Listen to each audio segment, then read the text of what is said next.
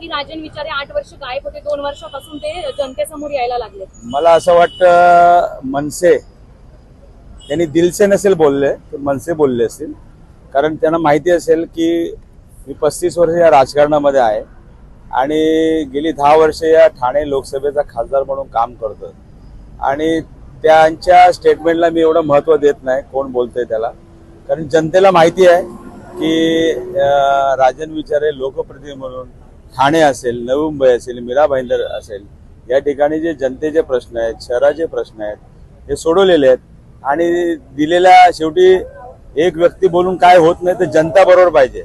आणि ज्यांच्या मागे जनतेचा जनाधार नाही अशा लोकांना बोलून काय फायदा नाही. त्यामुळे जनता शेवटी जनता जनाधार ही सर्वात महत्त्वाची असते. आणि या लोकशाहीमध्ये जनतेने दिलेला कौल हा प्रत्येकाने स्वीकारायला पाहिजे. मनसे मुस्केंना पडतील, नरेश मुस्के बहुमताने विजय होतील, राजन विचारे विजय होणार नाही असं देखील विश्वासाने ठाम विश्वास सांगतात. त्यांचा विश्वास त्यांच्याकडे माहिती, तुम्हाला बोलले ते का मला माहित नाही. परंतु आज तुम्ही बघितलं असेल पूर्ण देशामध्ये प्रचंड हे जी अस्वस्थता निर्माण झालेली आहे. कारण गेल्या 10 वर्षात दिलेले कुठलेही प्रश्न त्यांनी सोडवलेले नाहीत, खोटी आश्वासनं दिलेली आहेत. आज कित्येक तरुण बेरोजगार झालेले आहेत, इथले उद्योगधंदे गुजरातमध्ये गेलेले आहेत. आणि ज्या पद्धतीने सरकार एखाद्या ह्याच्या ठोकशाहीप्रमाणे काम करते आणि जनता कंटाळलेली आहे, जनता दाखवून देईल की काय काय आहे ते. आणि घोडा मैदान जवळच आहे. आज त्यांना एवढे दिवस झाले की त्यांना त्यांचा उमेदवार त्यांना सापडेना आणि काल सापडला बाबा कालच्या मुहूर्तावरती. त्यामुळे आता बघूया, घोडा मैदान जवळ आहे. शिवसेना आहे आपल्या समोर, कसं सामोरे जाणार याला? मला वाटतं शिवसेनेपुढे आव्हान हे कुठलंच नसतं. आम्ही संघर्षातून जमिनीवर असलेले कार्यकर्ते आहोत. बघा, काँग्रेस फोडली, राष्ट्रवादी फोडलं, त्यानंतर म्हणजे आज एनसीपी फोडली. परंतु आज बघा ना, हे दिसतंय बघा, सर्व हे सैन्य आहे.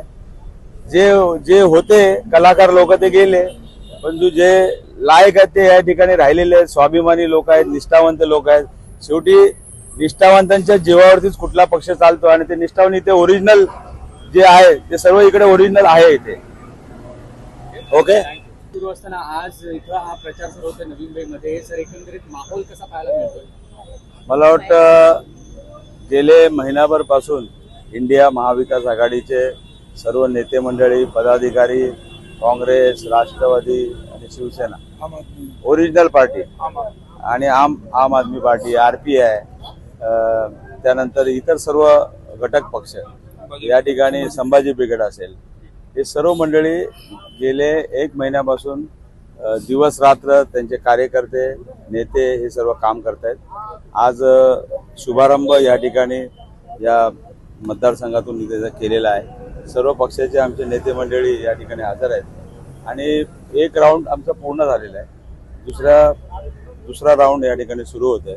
आणि मला नक्की खात्री आहे की इंडिया महाविकास आघाडी या देशामध्ये, राज्यामध्ये खऱ्या अर्थाने लोकशाही वाचवण्यासाठी या ठिकाणी उभी आहे. राजन विचारे विरुद्ध हे सर कसं पाहता याकडे? मला वाटतं मी गेले 35 वर्ष या राजकारणामध्ये लोकप्रतिनिधी म्हणून सातत्याने मी काम करतोय आणि मला विश्वास आहे की आज ही जी इंडिया महाविकास आघाडी जी गठन झालेली आहे, एका अन्यायाविरोधात, त्याचबरोबर लोकशाही, भारतरत्न डॉक्टर बाबासाहेब आंबेडकर या ठिकाणी जे संविधान दिलेलं आहे, हे संविधान वाचवण्यासाठी सर्व मंडळी या ठिकाणी एकत्र झालेले आहेत आणि हा लढा देत आहेत आणि नक्कीच या लढ्याला यश मिळेल.